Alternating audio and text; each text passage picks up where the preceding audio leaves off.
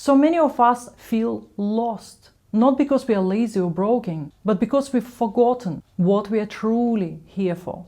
And this isn't just psychology, it's a spiritual design.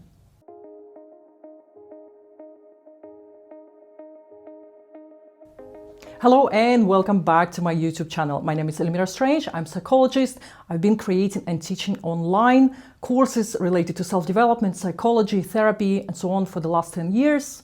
And before that, I was teaching at university where I studied for 7 years, quite a time. But I was lecturing there at the same time as doing research. I was a researcher in psychology. Anyway, so now we are talking about not just Western psychology, but also Islamic psychology and how both of them can give us really good, meaningful answers about like how to live day to day, how to control and manage our emotions, and how to just feel more content and happier.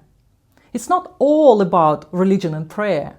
It's a lot to do how we manage our own thoughts. In one of my other videos, I was explaining how to do journaling and reflection in the best possible way. If you are into that, check that out because that's very useful and I'm using it for myself. So it's not just from textbook, it's also from my own experience. But in this video, I would like to talk to you about the purpose, how to find that purpose, how to reconnect you, with your true self, how to see the bigger picture of your life, how to feel complete. So, as I said again, we are looking at both Western and Islamic psychology. So, let's get down to our lecture now. Oh, and by the way, if you like this lecture, then you will love the whole course. I've created a Psychology of Awakening, a course that suits for anyone who is interested in spiritual psychology, whether it's Islamic, Western psychology, when they meet, it's somewhere in the middle. And our spiritual view on that as well, like our open view from the soul perspective, not just our physical self. Anyway, if you like it, if you're interested, all the links in the description box below. I will see you in my class. So imagine something for a moment. You wake up one morning and all your goals disappeared. No pressure to succeed, no one to impress, no task list to complete. Who are you without your to-do list? What would guide your choices if nobody was watching? So many of us feel lost, not because we are lazy or broken, but because we've forgotten what we are truly here for. So today's lecture is about remembering that purpose, the deep why that goes beyond careers, followers, or achievements. The modern void and why so many feel empty. According to studies in existential psychology, purpose is a core human need. A 2021 Gallup study found that people who feel they have a sense of purpose experience greater well-being, are more resilient during crisis, and live longer lives.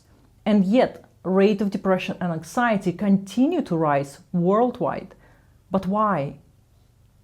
Because we are bombarded with messages like chase your dreams, build your brand, live your best life.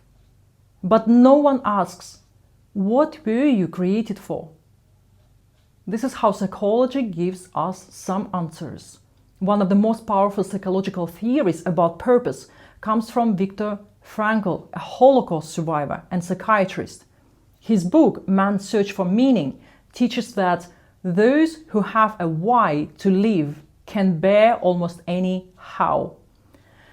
Frankl believed that our deepest human drive is not pleasure, which is according to Freud, or power, according to Adler, but meaning. When we live in alignment with something greater than ourselves, we transcend suffering, even in the darkest circumstances. In Islamic psychology, purpose is not something you create, it's something you remember. In Quran, we read that, "And I did not create jinn and mankind except to worship me." Your soul was not put here to simply consume, achieve, or chase approval. It was created to know Allah, to worship Him, and to serve creation. Worship in Islam is not just prayer. It's every act done with sincerity, excellence, and a heart turned to God. That means your kindness can be worship. Your work can be worship. Your healing can be worship. When you reconnect with that divine intention, your whole life becomes meaningful. Studies show that people who engage in service-based living, volunteering, helping others, mentoring, report higher happiness and lower depression. And this isn't just psychology, it's a spiritual design. In Islam, we are told, whoever relieves a believer's distress, Allah will relieve him of a distress on the day of judgment. Service is healing. It lifts us out of self and places us into connection. Through service, we shift from what can I get to what can I give? Or why is life so hard to how can I be of benefit? Or instead of asking yourself, who am I? You start asking, whose servant am I? What can I do? This is the journey from ego to essence, to the true you, from anxiety to meaning.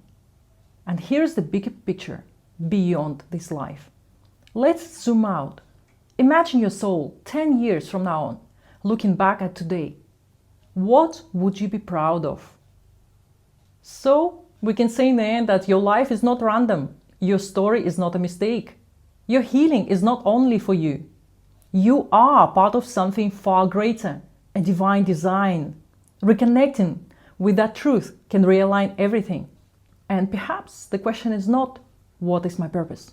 But rather, am I willing to live for something greater than myself? Thank you for listening, and I will see you in our next lecture.